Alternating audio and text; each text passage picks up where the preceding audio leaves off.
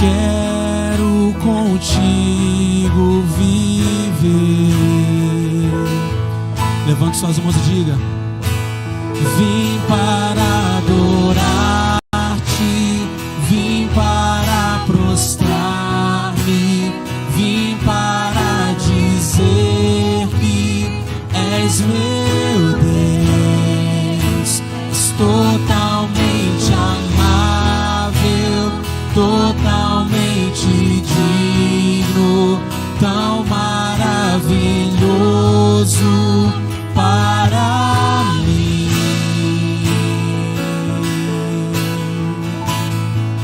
Eterno Rei, Eterno Rei, exaltado nas alturas, glorioso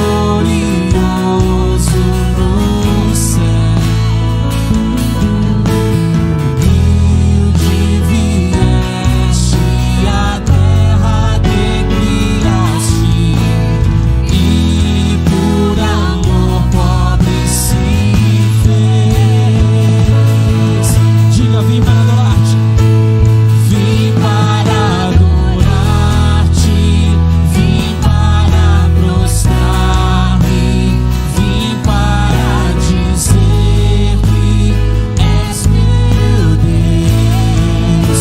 És totalmente amável, totalmente digno, tão maravilhoso para mim. Vim para adorar-te, vim para adorar-te, vim para prostrar-me, vim para dizer que és meu Deus. És totalmente amável, totalmente digno, tão maravilhoso para mim.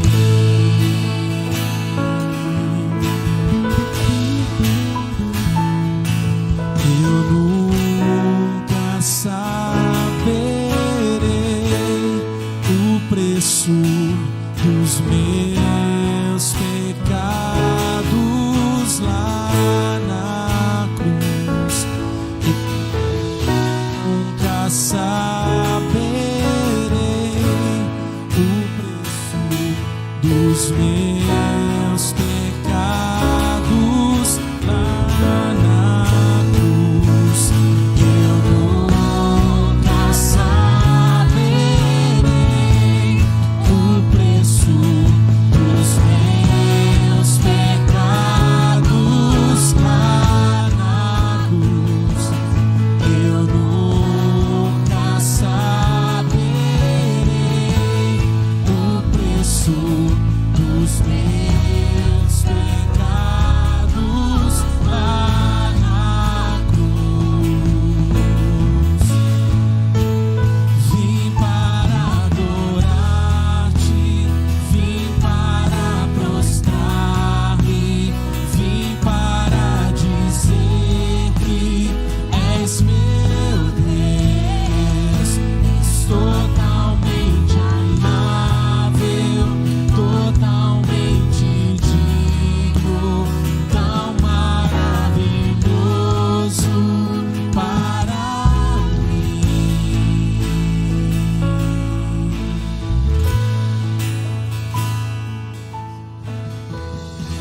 Amém. Com essa mesma força, com esse mesmo intuito de adorar a Deus, a gente vai cantar a próxima música, que se chama Vem.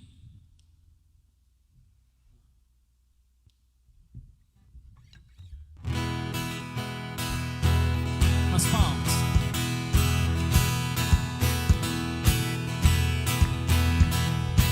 Vem, essa é a hora da adoração.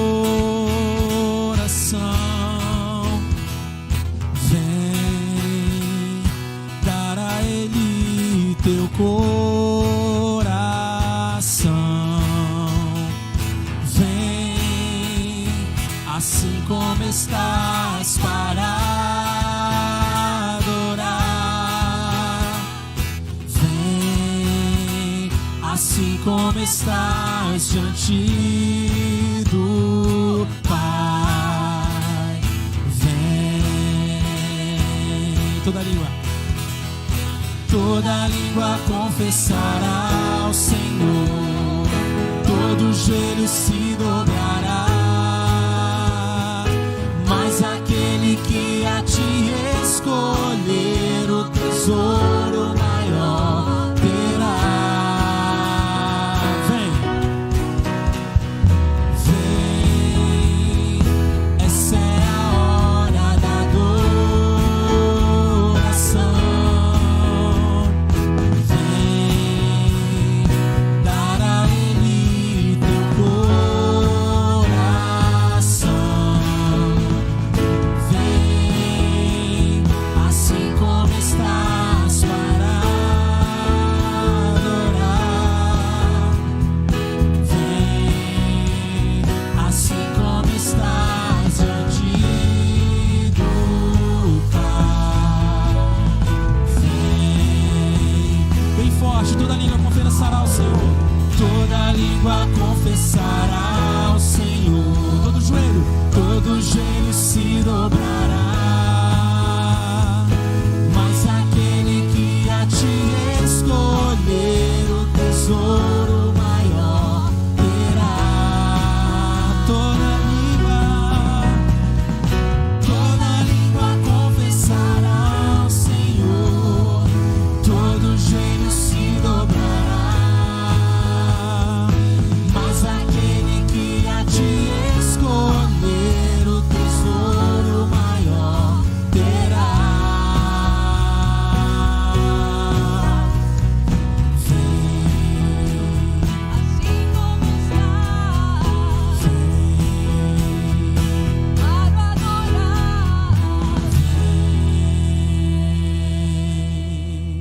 Amém?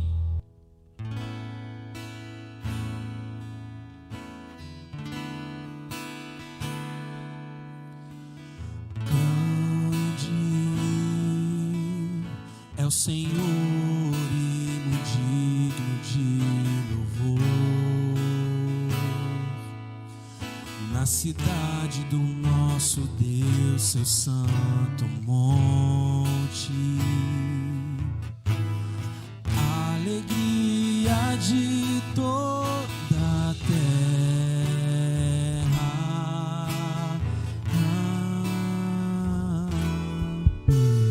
Grande é o Senhor em quem nós temos a vitória e que nos ajuda contra o inimigo. Por isso diante dele nos prostramos,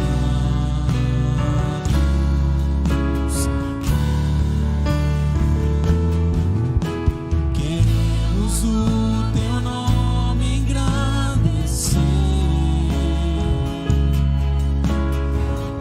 e agradecer-te por tua obra em nossas vidas. Confiamos em teu infinito amor, pois só tu és o Deus eterno sobre toda a terra e céus.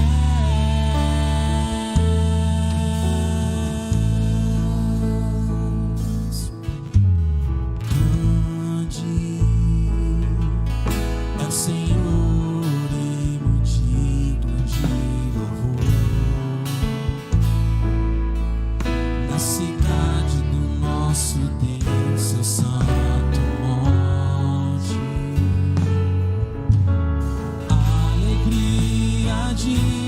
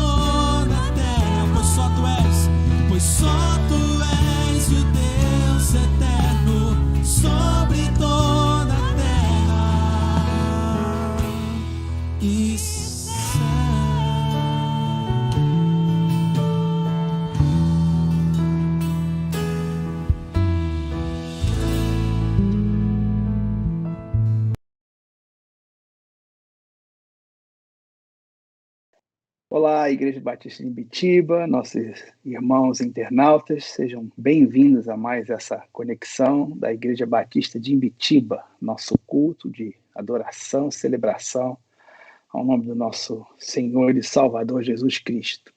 Hoje, dia 2 de maio de 2021, ano ainda que continua a nossa restrição de contatos, nossa clausura, não é? Momentânea. Estamos, assim, fazendo um esforço para manter a conexão com os nossos irmãos, a igreja, e tudo isso está sendo permitido por conta das plataformas. Nós agradecemos sempre aí os nossos irmãos. Jonas, né? O Jonas está celebrando seu casamento esse final de semana, lá no Nordeste, né? Nos deixou para essa missão, vai trazer a sua noiva, Jaqueline. Se estiverem conectados, recebam o nosso abraço. Nós oramos, e o Senhor que os abençoe, né? Logo que chegarem aqui, vamos ter um tempo de celebração também. E maio, mês dos noivos, né? Mês das mães, mês da família. E nós vamos estar celebrando a família durante esse mês. Estamos programando aí algumas coisas assim para compartilharmos com os irmãos, temas aí que são da hora, importantíssimos, tantas mudanças, tantos desafios para os pais, para os maridos, esposas, né? Para os trabalhadores, tanta mudança no modus operandi de tudo, e nós vamos dar uma passada em todas essas questões que vão movimentar a nossa existência pós-pandemia, né? E logo, logo vamos mandar os convites para os irmãos para esses momentos aí de trocas de informações, experiências e da palavra de Deus norteando todos os nossos pensamentos, né? Então, muito obrigado por sua audiência, por estar seguindo conosco. Nesse momento da nossa celebração, nós trazemos aí os nomes dos nossos irmãos que estão celebrando mais um ano de vida, né, durante essa semana. E começo aqui, no dia 3, com a irmã Fabrini, que gostosamente, carinhosamente, é Fabrini de Leonan, né? Um love story ali, bem bacana. E dia 3, então, a irmã Fabrini, nossa líder de jovens, né? Uma moça séria com Deus, dedicada, e a nossa apreciação desde o primeiro dia até agora, né? Deus te abençoe, irmã Fabrini. No dia 7, uma Camila Mena, né? Essa família de Camila Mena, Humberto, Camilinha, né? Seus filhos sempre nos abençoam muito, muito prazeroso estar em contato, né, com Dário, João, todos. Uma bênção para nós. Muito obrigado por serem tão bons para nós. Muito obrigado, Camila, por você ser essa pessoa tão especial, amada de todos, não é? Deus continue mantendo o seu sorriso tão receptivo e te mantendo dessa tua porção acostumada. No dia 7 também temos a pequena Giovana Campos, né? A pequena Giovana já é o segundo aniversário dentro da pandemia, né? Então, os papais também ali recebam o nosso abraço, né? E eu gostaria muito de poder estar junto com todo mundo, mas, infelizmente, temos que seguir aí as regras sanitárias. Na nossa cidade ainda estamos na cor vermelha, né? No nosso covidômetro, como chamamos aqui, e a situação não está melhorando. Parecia que ia melhorar, mas deu um passo para trás. Mas, de qualquer forma, as vacinas estão chegando, nós estamos com muita esperança que isso tudo vai resolver rapidamente, e nós vamos estar de volta. E no dia 8, irmã Arlete Pacheco, ou melhor dizendo, Arlete de Lécio, também receba o nosso abraço, né, fraternal. Todos esses irmãos aqui assoprando velhinhas, que o Senhor os abençoe. Vamos orar por eles. Também temos o nosso momento de dedicação de vidas e bens, nossos dízimos e ofertas, né, nesse momento. Então, os irmãos que estão no afastamento social, nós colocamos aí na telinha os dados bancários da igreja e agradecemos pela fidelidade dos servos do Senhor, aqueles que são engajados mesmo, então, né, arrolados, firmes, desenvolvendo o reino de Deus pela face da terra, nessa agência chamada Igreja Batista de Imbitiba. Falando nisso, em agência, em missões, eu fiz uma chamada pela manhã e renovo agora, né? Nosso líder, pastor Daniel Cândido, de Missão com Fins. Para quem ainda não está sabendo, Missão com Fins constrói templos pré-moldados para as igrejas mais simples, principalmente no Nordeste, a faixa lá bem de interior, né? Então, temos mais de 40 pequenos templos construídos, e é um trabalho muito bacana, e vai junto com o trabalho social, evangelismo. A missão dispõe lá de um caminhãozinho, e uma instalação fabril, e nós estamos fazendo convocação para os irmãos da nossa comunidade que se sentem missionários, às vezes está meio enferrujado aí, não está fazendo nada diretamente por missões, pode colocar mãos à obra, né? Então, você entra em contato conosco, nós passamos o endereço ali da sede de Missões com Fins, você pode ceder, oferecer ali 1 hora de trabalho, você tem alguma habilidade, pintura, sabe parafusar, sabe mexer com ferramentas, o que eu posso dizer mais? Você pode fazer um trabalho manual, ajudar a descarregar mercadorias, as placas no caminhão, vidros, todo o material que chega, né? Organizar ferramentas. Pode ser muito útil. Um tempinho seu, nós estamos sendo convocados a fazer essa doação de nosso tempo. Quem tiver oportunidade, é só entrar em contato conosco, com a Secretaria da Igreja, a gente passa os dados lá de Missões com Fins. Você pode combinar com o pastor Daniel e ele arranja lá um trabalho para você, né? A minha primeira função em Missão com Fins foi pega lá, né? Porque não tinha muita habilidade para coisas manuais, então ficava como assistente. O cara está lá em cima colocando um parafuso, que é uma chave, que é uma ferramenta, pega lá. Eu tenho que ter alguém para fazer essa ponte, né? E eu servi bastante assim, né? Já fui promovido a colocação de esquadrias de alumínio e prender os vidros da minha estou melhorando, né? Agora, você também pode participar fazendo ofertas, obviamente, né? Precisamos manter o ônibus, o caminhão, toda essa infraestrutura funcionando, né? Uma capela, para que os irmãos tenham ideia, fique pronta, o custo é mais ou menos ali, colocada, R$ 30.000, né? Colocando o custo de transporte, diesel, tudo isso, pneus, essas coisas, mais ou menos, aproximadamente R$ 30.000, um templo de Missão com Fins, e tem validade ali para uns 20 anos, né? Dá para realmente esperar uma igreja se estruturar e construir os seus templos definitivos. Já tivemos relatórios de mais de 1.000 pessoas batizadas desde que Missões com Fins começou esse trabalho, né? Vai muito mais de 1.000, tem que atualizar esse número. E recebemos flashes sempre de todas as igrejas que foram montadas.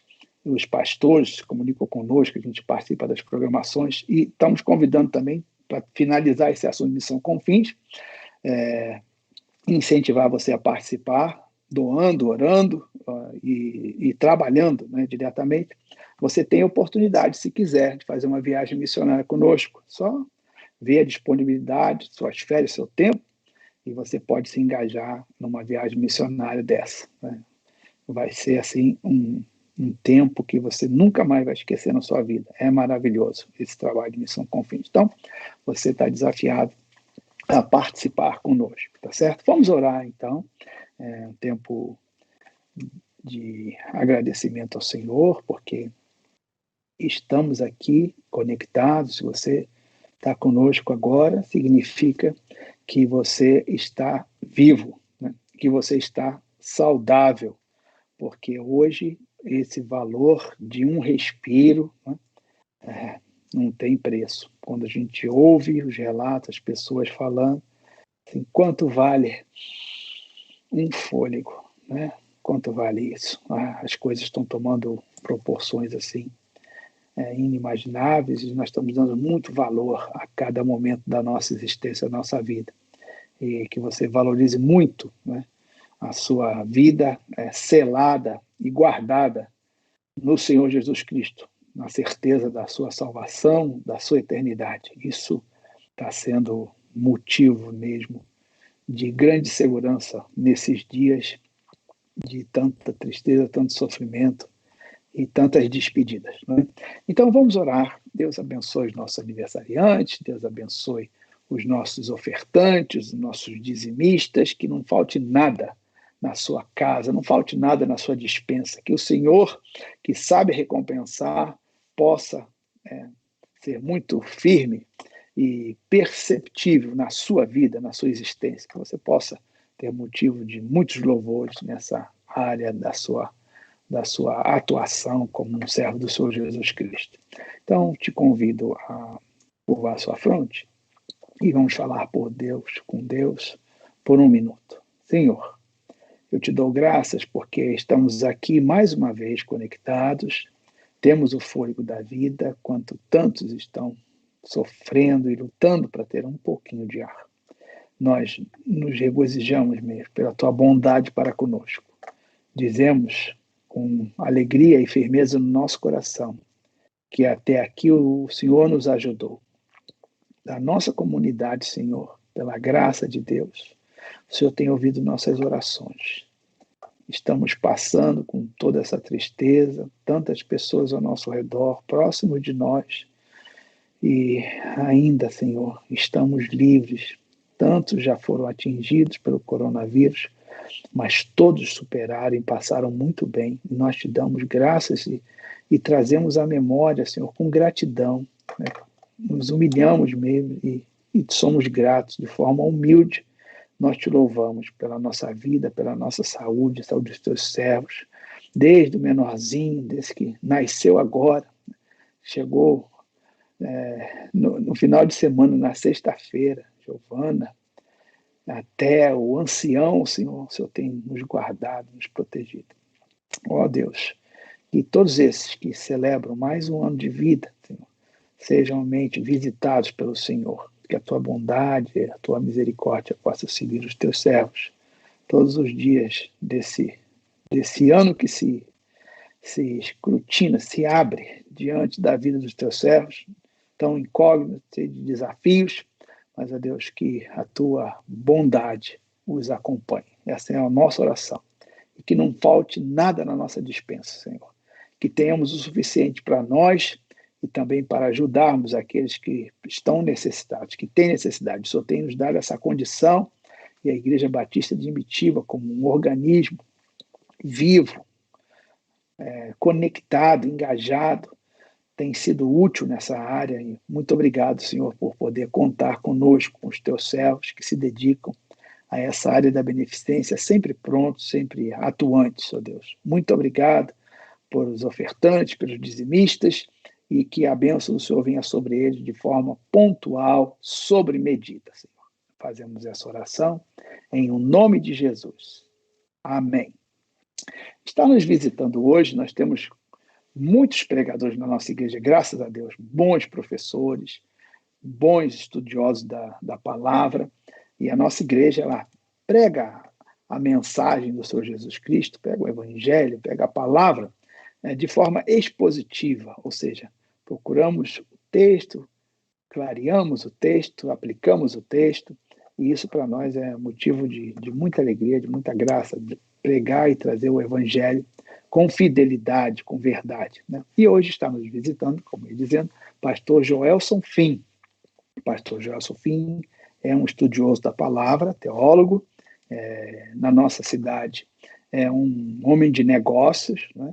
E no seu tempo, na sua luta, ele ainda escrutina, né, a palavra de Deus, estuda, pesquisa, lê, está sempre trazendo novidades para nós, e é um homem piedoso, esposo e pai de 5 filhos, esposo de Verônica, e eu vou ler os filhos aqui porque o Joelson, como meu filho Ivan, né, tem 5 filhos, é uma bênção, né?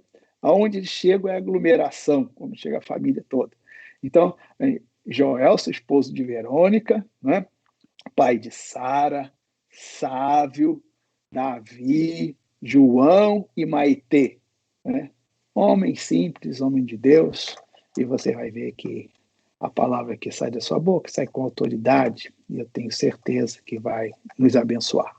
Então, eu convoco o pastor Joelson para trazer a mensagem de Deus para nós, a mensagem de Deus que vai abrir os nossos olhos, nosso coração, nossa mente, para iniciarmos essa nova semana, iniciarmos esse mês de maio. Que o Senhor seja contigo, pastor Joelson. Vamos, então, receber a palavra do Senhor com o servo do Senhor, pastor Joelson. Boa noite, irmãos.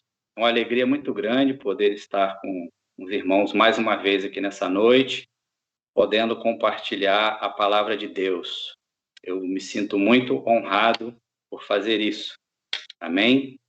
A palavra que eu queria compartilhar com os irmãos nessa noite encontra-se na carta de Paulo aos Gálatas, no primeiro capítulo, a partir do primeiro versículo. Amém? Acredito que vão estar projetando aí e a gente vai poder estar fazendo a leitura juntos. A palavra de Deus diz assim: Paulo, apóstolo enviado não da parte de homens, nem por meio de pessoa alguma, mas por Jesus Cristo e por Deus Pai, que o ressuscitou dos mortos, e todos os irmãos que estão comigo às igrejas da Galácia. A vocês, graça e paz da parte de Deus, nosso Pai, e do Senhor Jesus Cristo, que se entregou a si mesmo por nossos pecados, a fim de nos resgatar dessa presente era perversa, segundo a vontade de nosso Deus, o Pai. A quem seja a glória para todos sempre. Amém. Admiro-me de que vocês estejam abandonando tão rapidamente aquele que os chamou pela graça de Cristo para seguirem outro evangelho, que na realidade não é o evangelho. O que ocorre é que algumas pessoas o estão perturbando, querendo perverter o evangelho de Cristo. Mas ainda que nós, ou um anjo dos céus, pregue um evangelho diferente que lhes pregamos, que seja amaldiçoado, como já dissemos, agora repito, se alguém lhes anuncia um evangelho diferente daquele que já receberam, que sejam amaldiçoados. Acaso busco eu agora a aprovação dos homens ou a de Deus? Ou estou tentando agradar a homens? Se eu ainda estivesse procurando agradar a homens, não seria servo de Cristo. Irmãos, quero que saibam que o evangelho por mim anunciado não é de origem humana. Não o recebi de pessoas alguma, nem me foi ele ensinado. Ao contrário, eu o recebi de Jesus Cristo por revelação. Vocês ouviram qual foi o meu procedimento no judaísmo, como perseguia com violência a igreja de Deus, procurando destruí-la. No judaísmo, eu superava a maioria dos judeus da minha idade e era extremamente zeloso das tradições dos meus antepassados. Mas Deus me separou desde o ventre materno e me chamou por sua graça, quando lhe agradou revelar o seu Filho em mim, para que eu o anunciasse entre os gentios. Não consultei pessoa alguma, tampouco subi a Jerusalém para ver os que já eram apóstolos antes de mim, mas de imediato parti para a Arábia e voltei outra vez a Damasco. Depois de 3 anos, subi a Jerusalém para conhecer Pedro pessoalmente e estive com ele 15 dias. Não vi nenhum dos outros apóstolos, a não ser Tiago, irmão do Senhor. Quanto ao que lhes escrevo, afirmo diante de Deus que não minto. A seguir, fui para as regiões da Síria e da Sicília. Eu não era pessoalmente conhecido pelas igrejas da Judéia, que estão em Cristo. Apenas ouviam dizer: aquele que antes nos perseguia, agora está anunciando a fé que outrora procurava destruir. Glorificaram a Deus por minha causa. Queridos, vamos orar. É uma bela mensagem, uma bela palavra. E o interessante era que nós lêssemos os 6 capítulos da carta de Paulo aos Gálatas, por ele dar continuidade a esse mesmo assunto. E é muito interessante, mas como não é possível, devido ser muito grande o texto, nós vamos nos contentar com essa porção da palavra. Então vamos orar. Senhor, eu quero te agradecer mais uma vez pela tua palavra, Senhor, lida aqui nessa noite. Muito obrigado pelo teu evangelho, pela verdade do teu evangelho que permanece. Abençoa-nos nessa noite, tem misericórdia, Senhor, de nós.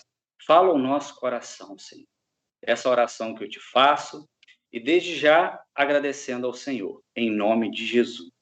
Amém. Queridos, quando eu meditava hoje à tarde sobre essa mensagem, eu lembrei de alguns acontecimentos que marcaram, né, a raça humana. E eu comecei a pensar na primeira revolução, segunda e terceira revolução industrial que tivemos. Sabemos que a primeira revolução ela aconteceu com o surgimento de algumas máquinas agrícolas, facilitando o trabalho no campo, na parte de tecidos também, facilitando, né, a produção. E depois, mais à frente, nós tivemos a segunda revolução industrial, que foi o surgimento de carros, aviões, televisão, rádio e muitas outras coisas. E após a Segunda Guerra Mundial, nós tivemos a terceira revolução mundial, que nada mais foi um aperfeiçoamento da primeira e da segunda. Na segunda, nós tínhamos automóveis que atingiam 40 km por hora, 60 km por hora, e aquilo era maravilhoso. Existiam até corridas, era até engraçado. Hoje é engraçado a gente assistir, mas na época era o máximo, né? E hoje nós já temos carros que vão de 0 a 100 em alguns segundos. Ultrapassa os 400 km por hora. Então, nada mais foi um aperfeiçoamento da primeira e segunda revolução. E hoje, nos nossos dias atuais, eu não sei se eu poderia chamar de uma quarta revolução industrial ou uma quarta revolução tecnológica, alguma coisa parecida nesse sentido, porque hoje nós temos o mundo nas nossas mãos. Não precisamos mais sair de nossas casas para fazer diversas coisas. Fazemos pagamentos bancários, transferências, e pagamos contas, pedimos comida, compramos passagens aéreas, visitamos locais sem mesmo termos ido pessoalmente, né?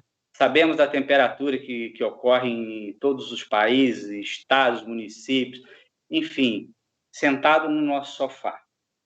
E o interessante é que as pessoas já falam que quem não estiver preparado para essa revolução, poderíamos talvez chamar quarta, já ficou para trás. Temos que nos adaptar a essas mudanças que são necessárias para que a gente consiga sobreviver nesse atual mundo que nós estamos. Mas o que isso tem a ver com a mensagem que foi lida aqui nessa noite? Paulo aqui, ele escreve aos Gálatas com uma grande preocupação acerca de algo que, segundo Paulo, não poderia ter modificações, não poderia ter novidades sendo inseridas no meio da igreja. Para esse tipo de situação, as pessoas deveriam se manter conservadoras àquilo que ele mesmo havia as ensinado, o evangelho que ele havia pregado para elas. E ele escreve essa carta muito preocupado com o que algumas pessoas estavam fazendo com o evangelho de Cristo. Estavam distorcendo as verdades acerca do evangelho. E ele começa chamando a atenção dos Gálatas, dizendo que esse evangelho não poderia ser modificado, não poderia ter nenhuma alteração acerca do que ele havia ensinado e pregado para eles. E aí vem a questão, mas qual garantia que o apóstolo Paulo poderia dar aos Gálatas de que o evangelho que ele havia pregado era realmente o evangelho verdadeiro de Cristo? Então ele começa a dar garantias para os Gálatas. Ele usa tipo uma espécie de um prumo para colocar aquelas palavras que ele havia falado ali sobre suspeita. E ele diz que se até mesmo um anjo vos aparecer, ou eu mesmo retornar pregando um evangelho diferente desse que eu estou pregando, que vocês não acreditem em mim. Ele dá essa garantia para eles. Jamais eu poderei voltar atrás, acrescentar ou tirar uma palavra dessas que eu já falei com vocês. E ele garante dessa forma para eles. E ele ainda vai mais fundo, ele diz, olha, o evangelho não foi conquistado por mim. Eu não recebi o evangelho através de um processo mental, humano, um processo de raciocínio. Eu não fechei os meus olhos simplesmente e quando abri disse que eu havia recebido este evangelho. Não. Esse evangelho me foi dado, me foi entregue pelo próprio Cristo ressurreto. Então, em cima disso, Paulo começa a cobrar deles uma postura acerca de tudo aquilo que ele havia ensinado para os Gálatas. E Paulo também, no texto, ele diz que ele esteve em Jerusalém, foi lá e passou 15 dias com Pedro. E o interessante é que, quando Paulo chega a Jerusalém com Timóteo e Tito, eles queriam circuncidar Tito. E ali nós temos dois cristãos, duas pessoas marcantes no Novo Testamento, uma que é Paulo, outra que é Pedro, um pregador dos gentios e Pedro, pregador dos judeus, ambos cristãos. E Paulo começa a questionar algumas coisas acerca do que Pedro estava querendo fazer com Tito ali, a questão da circuncisão. E olha só, queridos, que interessante, Jesus, ele havia estado com Pedro de uma forma, assim, fantástica. Jesus havia se hospedado na casa de Pedro, ali ele dormiu, ali ele amanheceu e tomou ali não sei se eu posso dizer café, que naquela época eu acredito que não existia o café, mas ele pôde ali dividir desde o café da manhã, o almoço, o lanche da tarde, o jantar com Pedro, puderam passar um tempo juntos ali, Pedro do ladinho de Jesus, tendo uma experiência cristã maravilhosa, ou melhor dizendo, Deus na casa de Pedro, Deus morando na casa de Pedro. E isso me chama a atenção, porque às vezes a gente observa que como é fácil uma pessoa ter uma experiência na vida cristã ou dar início, né, a se converter, vir para o evangelho e depois entender tudo errado. Como é fácil entendermos as coisas de Deus de forma errada e distorcida. E Paulo começa a se aprofundar e debater com Pedro ali acerca dessas práticas do judaísmo. Porque Pedro acreditava que mesmo a pessoa se convertendo ao cristianismo, ela tinha que ser circuncidada, e outros iam ainda além. Diziam que elas tinham que oferecer ainda sacrifícios no templo. E Paulo chega ali e começa combatendo aquilo tudo. Paulo diz que o evangelho, diz assim, olha Pedro, o evangelho não é apenas a maneira pela qual nós entramos, Pedro, no reino de Deus. O evangelho não é apenas, Pedro, a maneira pela qual nós iniciamos a nossa vida cristã, mas ele é a maneira pela qual nós vivemos na condição de participantes do reino. E Paulo tenta explicar aquilo para Pedro, dizendo: olha, Pedro, Deus não estabeleceu uma comunhão com você em base em sua etnia ou cultura. Não foi por esses parâmetros que Deus estabeleceu essa comunhão com você. E Paulo, em outras palavras, diz a Pedro: olha, Pedro, a fé, ela é acultural. Ela não tem nada a ver com a sua cultura. O evangelho, ele é muito maior do que uma cultura, Pedro. O evangelho, ele é maior do que uma religião. Ele não cabe dentro de uma cidade, dentro de um estado. O evangelho, ele não cabe dentro de uma igreja. Não é uma coisa que você se coloca dentro de uma caixinha. O evangelho é maior do que todas essas coisas. E em vez de você, Pedro, estar tentando mudar a cultura das pessoas, se preocupe em pregar o evangelho. Deixe que o próprio evangelho mude o que tiver de ser mudado.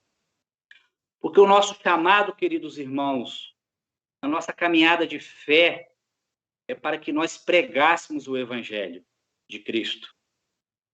E não que nós mudássemos costumes das pessoas, e muito menos culturas. E isso me fez lembrar também de um episódio que um dia eu ouvi acerca de alguns missionários que foram fazer evangelização em aldeias indígenas aqui no Brasil mesmo. E algumas foram bem-sucedidas e outras não foram bem-sucedidas, porque alguns missionários não entenderam algumas questões acerca do que eles foram fazer. Chegaram lá, queriam colocar calça nos índios, queriam colocar saias nas índias. Eles estavam mais preocupados em mudar a cultura daquela aldeia indígena do que pregar o evangelho, que era o propósito pelo qual eles foram àqueles lugares. Então, queridos irmãos, a gente não tem que se preocupar com o hippie se ele vai cortar o cabelo ou fazer a barba. Nós temos que nos preocupar em pregar o evangelho para essas pessoas, independente da cultura. E Paulo, ele vem tratando dessas questões e dizendo para Pedro que ele não deveria exigir que os novos cristãos convertidos se tornassem judeus, que não era esse o objetivo, não era esse o chamado do evangelho, né? De nacionalizar o evangelho. O evangelho não pode ser nacionalizado. O evangelho não pode ser rotulado, porque ele é grande demais. Quando nós fazemos isso, nós estamos diminuindo o evangelho de Cristo. E nós não temos o direito de fazer isso. E Paulo alerta, escreve aos Gálatas, alertando a eles. Ora, vocês começaram o aperfeiçoamento de vocês no espírito, agora vocês estão querendo terminar na carne. Não foi assim que vocês começaram. Paulo, ele alerta sobre o perigo do nacionalismo. Ele diz que o nacionalismo é só mais uma forma de legalismo. O problema é que o legalismo, ele busca algo além de Cristo. Vocês compreendem o perigo de quando fazemos isso com o evangelho? Tentamos culturizar o evangelho, nacionalizar o evangelho? Não foi para isso que Cristo nos chamou. Não foi para isso que Cristo morreu por nós.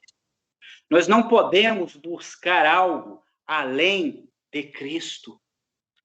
Porque Paulo deixa bem claro aos Gálatas que o sacrifício de Cristo, ele já é suficiente para transformar a minha vida, para transformar a sua vida, para mudar o coração de milhares de pessoas. Paulo descreve essa gente como os da salvação por meio de Cristo e mais alguma coisa. Olha só. Salvação por meio de Cristo e mais alguma coisa.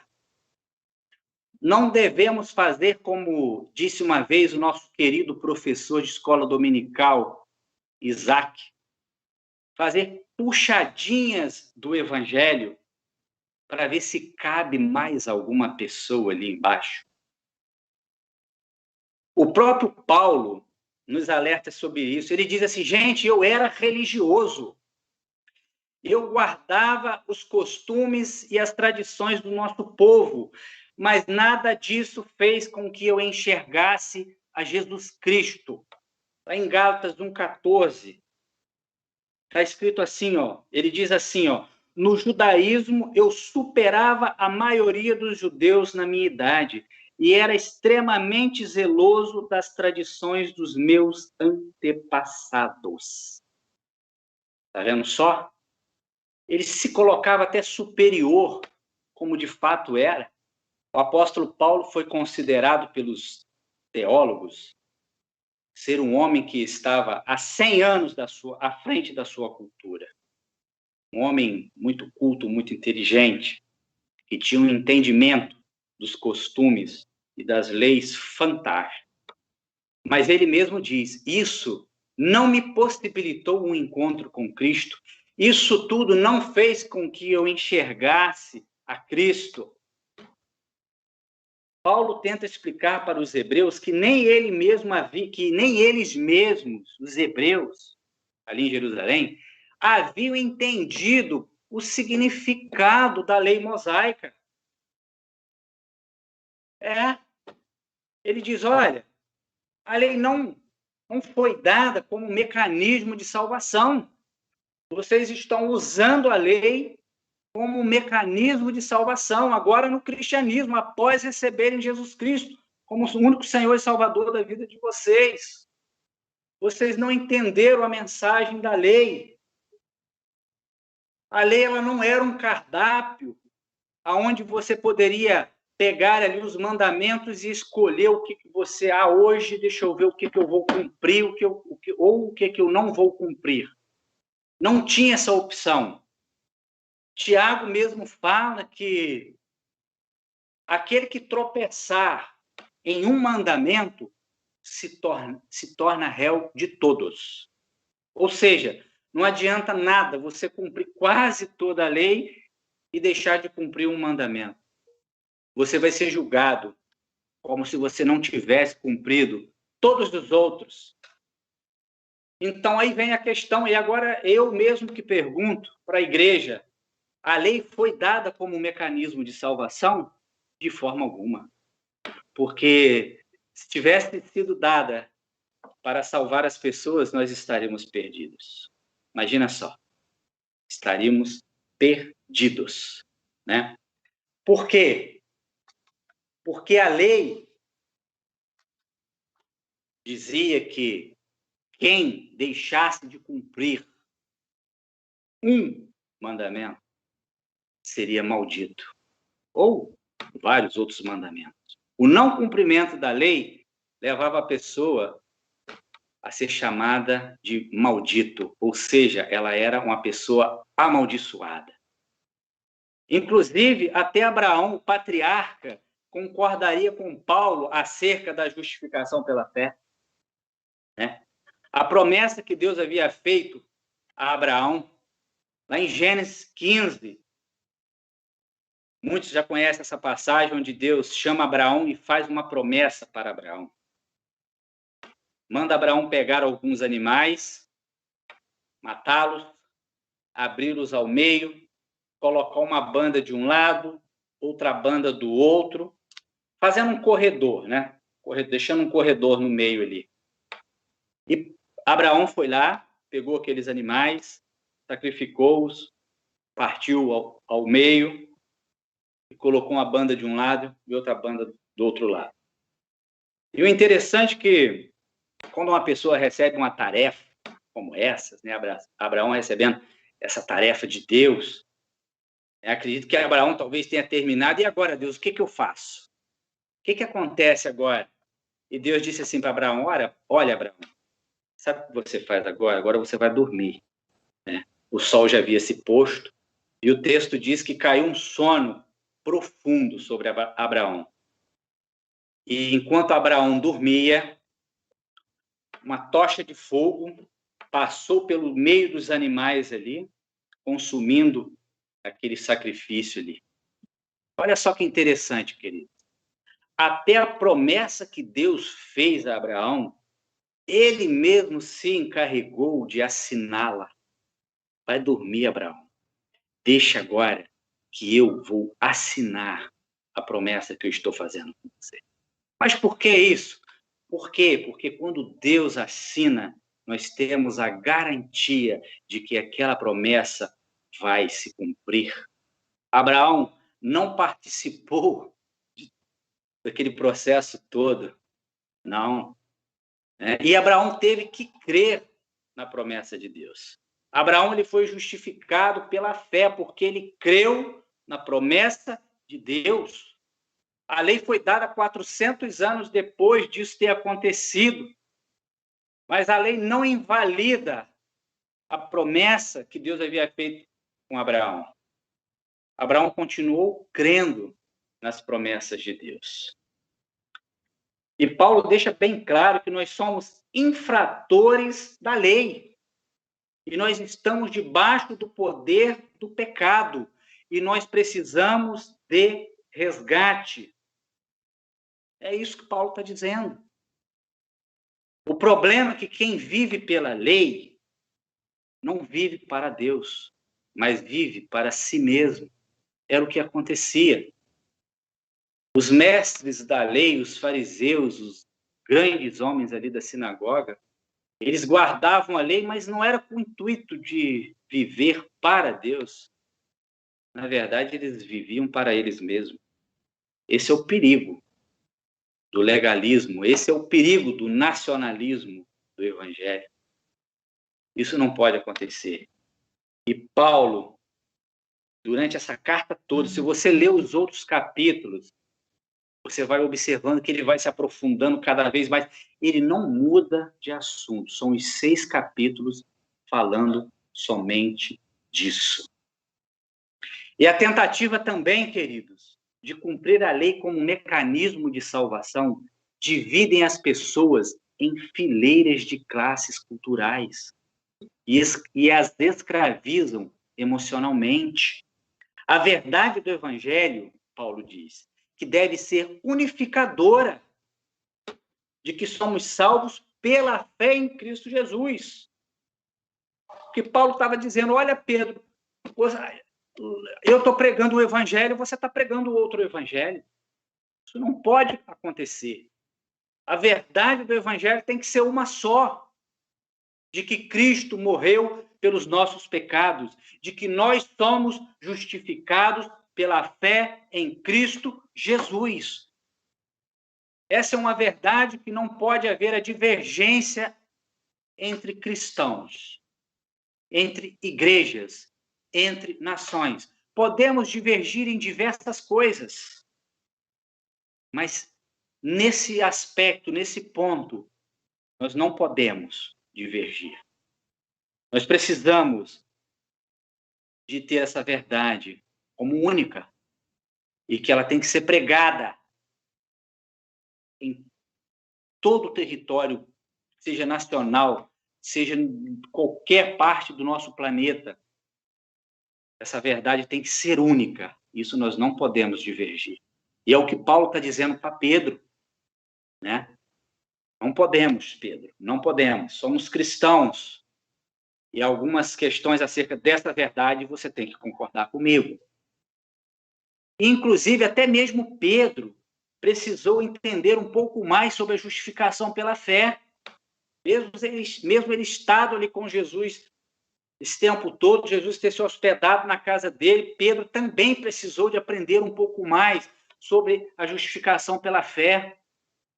Deus, para dar uma freada em Pedro, ele deu um sonho a Pedro, está lá em Atos 11, se eu não me engano, versículo 7 e 9, ele deu um sonho a Pedro, que Pedro sonhou com um lençol cheio de animais.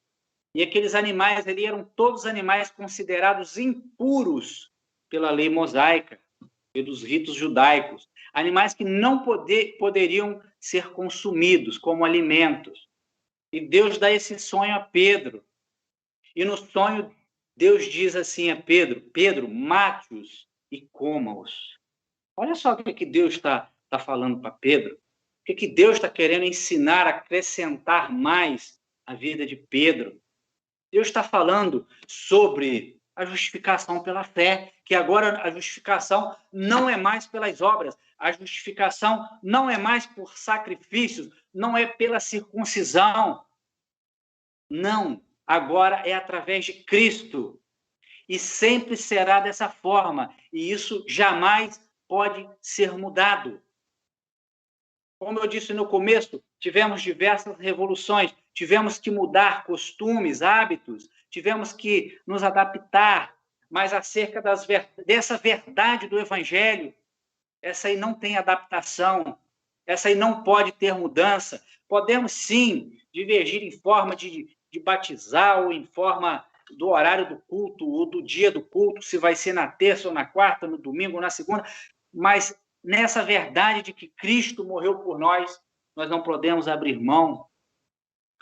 Eu, nos últimos anos, irmãos, eu tenho trabalhado, eu tenho pregado veemente em cima disso daí, em cima dessa verdade. Eu não abro mão dessa verdade. Jamais abrirei mão dessa verdade, de que Cristo morreu pelos nossos pecados e que somos justificados pela fé em Cristo Jesus. Hoje, nós podemos até cumprir a lei na questão de relação com o nosso próximo, né? Dá para ser cumprida, não roubar, não matar, não falar mal do nosso irmão. Podemos sim. Estou dizendo que a lei tem que ser jogada no lixo. Não, podemos praticar a lei sim com nossos irmãos, né? De alguma maneira, o Evangelho nos permite, na verdade, de honrar verdadeiramente a lei, de uma maneira que os legalistas não conseguiam honrar na época da lei. O Evangelho tem esse poder de fazer isso com a gente. Os legalistas, eles tentavam persuadir as pessoas pela culpa, ou pelo não cumprimento da lei mosaica. Elas queriam que as pessoas se tornassem como elas. Está entendendo? Mas o nosso referencial, ele é Cristo. Nós jamais podemos abrir mão disso. O Evangelho, na verdade, que Paulo prega, não diz quem é melhor, mas que todos somos pecadores e que todos somos puros em Cristo Jesus. Já como mecanismo de salvação, o Evangelho nos dá um par de óculos, através dos quais podemos rever a nossa própria vida e enxergar a Deus. Olha só que fantástico isso daí. Paulo está dizendo que a lei, ela não veio falar de salvação. A lei, ela veio falar de pecado. A lei, ela veio falar que nós estávamos falidos e que precisávamos ser resgatados, que nós estávamos debaixo do poder do pecado e que nós precisávamos de um Salvador. É isso que a lei veio nos mostrar. A lei veio nos mostrar o quanto nós somos pecadores e pequenos e, ao mesmo tempo, nos fazer enxergar um Deus grande e maravilhoso que pode mudar, transformar a nossa vida, que nós podemos caminhar no Evangelho com mais facilidade, com esses fardos sendo tirados das nossas costas. Agora a vida de Cristo está em nós. O sacrifício de Cristo faz toda a diferença na nossa vida. Como o apóstolo Paulo disse, né, lá em Gálatas 2:20, ele diz assim: assim não sou mais eu quem vive, mas Cristo vive em mim. Fantástico essa verdade, né? Fantástico. E o próprio Paulo mesmo, diz, lá em Gálatas 1:15, né? Que não foi, que Deus não escolheu a ele porque Deus se agradava dele de alguma maneira, ou de qualquer maneira. Não. Foi simplesmente porque Deus se agradou de agir assim. Gálatas 1:15 diz assim, ó: mas Deus me separou desde o ventre materno e me chamou por sua... lhe agradou. Amém? Ele mesmo diz, não foi porque eu era estudioso, porque eu era um homem culto, que eu tinha potencial, né? Que eu era um cara que iria render muitos frutos, talvez. Não foi. Deus se agradou de agir daquela forma, né? Mesmo sendo um perseguidor, como ele mesmo diz, um adversário do evangelho, e Deus se agradou de agir daquela forma na vida de Paulo. E Deus me escolheu um dia, porque ele se agradou de fazer isso. Deus te chamou um dia, te escolheu também, te separou para a pregação do evangelho, te separou para a glória e para a honra dele aqui nessa terra, nessa vida. E para a glória eterna também. Porque ele se agrada, é simplesmente porque ele é amor, ele faz dessa forma. Esse é o poder do evangelho na nossa vida. E Paulo vai se aprofundando e vai falando mais. Se você for lendo daqui para frente, você vai ficando maravilhado com as verdades que Paulo diz, o que Paulo está querendo dizer para a gente que possa entender isso. É mais ou menos assim, olha, vocês vão prosseguir na vida espiritual de vocês da mesma forma como vocês começaram. Como assim, Paulo? Como nós começamos? Pecadores. E nós prosseguimos dessa forma na nossa vida espiritual, como pecadores. Infelizmente é assim, né? Mas nós temos um advogado do nosso lado, que é Jesus Cristo. Quando a gente pecar, quando a gente errar, a Bíblia diz que ele é fiel e justo para nos perdoar. E que as suas misericórdias, elas não têm fim, elas se renovam a cada manhã na nossa vida. Nós precisamos entender essa verdade do Evangelho. E essa verdade tem que ser unificadora, meu irmão. Aonde quer que você possa ir um dia, talvez um dia você possa trocar de igreja, possa não estar conosco mais, ou possa não estar, você que está me ouvindo, talvez que é de outras denominações, você pode não estar aí mais nessa denominação e para outra denominação cristã, mas essa verdade tem que ser a mesma em qualquer lugar que você vá. Se você chegar em algum lugar um dia e não estiverem pregando essa verdade acerca de Cristo, que ele morreu pelos nossos pecados e que nós somos justificados pela fé em Cristo, você, se puder, saia deste lugar, porque aí não estão pregando um evangelho verdadeiro. Amém? Que Deus possa te abençoar nessa noite, através dessa mensagem. E você que nos ouve aí, quantas pessoas que têm tido as suas vidas, eu não vou usar a palavra destruídas, que são muito forte, mas é mais ou menos isso daí, né? Em nome do Evangelho. Quantas pessoas estão tendo as suas vidas, decepções terríveis em suas vidas, em nome de Deus e do Evangelho? Isso não é Evangelho. O Evangelho não faz isso, muito pelo contrário. O Evangelho pega pessoas destruídas e transforma para a glória do nome do Senhor Jesus Cristo. É isso que o Evangelho faz. Então, meu irmão, minha irmã, se um dia você se decepcionou com essas pessoas, não desanime. Ainda existe, graças a Deus, muitos lugares pregando o Evangelho verdadeiro de Cristo, genuíno de Cristo, pregando a cruz de Cristo, né? Porque um cristão não é aquele que simplesmente tem algumas informações acerca de Jesus, sabe algumas coisas acerca de Jesus, mas Paulo deixa bem claro que um cristão, é alguém que viu Jesus pregado na cruz. E tem muitas igrejas pregando um evangelho genuíno, que o evangelho verdadeiro, eles nos colocam um par de óculos que nos capacita a enxergar Jesus na cruz do Calvário. Amém? Morto e crucificado. Então, não desanime. Não use isso como desculpa, porque você foi ferido, que você foi magoado, que você foi decepcionado, porque Jesus Cristo jamais decepcionará você. O verdadeiro evangelho jamais te decepcionará. E o Paulo mesmo diz, olha, se eu retornar aqui pregando um evangelho diferente desse evangelho, não acredito que Deus possa abençoar vocês. E agradeço a Deus pela oportunidade e a palavra está com o pastor Marcos. Deus abençoe a todos. Amém.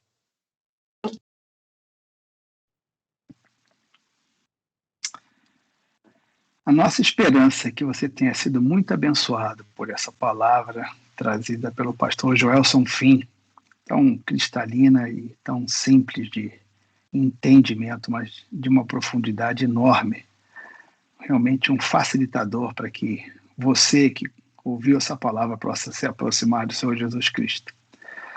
E agora nos despedimos, eu tenho o privilégio e a honra, a graça de impetrar uma bênção sobre a sua vida. É a bênção apostólica. E eu faço isso em nome do Senhor Jesus Cristo, de acordo com os preceitos da Escritura que você acabou de ouvir. Então, ore junto comigo.